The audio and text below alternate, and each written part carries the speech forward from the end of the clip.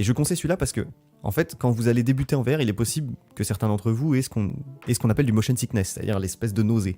C'est le même effet, en fait, qu'on a quand on prend les transports en commun. C'est en gros, ton corps va dans une direction, ton cerveau voit aux alentours que ça se passe différemment, et donc il y a une espèce de dissonance et ça te file la gerbe. Et ben, la raison pour laquelle je conseille ce jeu-là en particulier, c'est parce que pour débuter, comme c'est une salle fixe, c'est toi qui te déplaces. Donc normalement, si tu tournes pas trop sur toi-même ou que tu vas pas trop vite, t'auras déjà moins la nausée. Ça va permettre de prendre tes marques petit à petit. Et les deux astuces que je vais te rajouter à ça pour ceux qui seraient sensibles comme moi au début et qui auraient un petit peu la nausée facile. 1. Mettez un tapis sur le sol.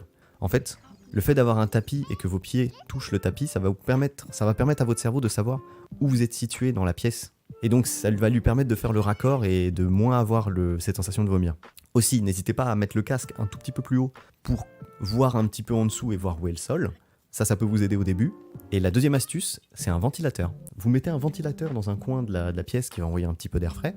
De cette manière, en fait, votre corps va ressentir le frais et vous saurez toujours dans quelle position et dans quelle direction vous regardez, peu importe l'endroit où vous êtes en VR en fait. Et ça devrait annihiler le motion sickness.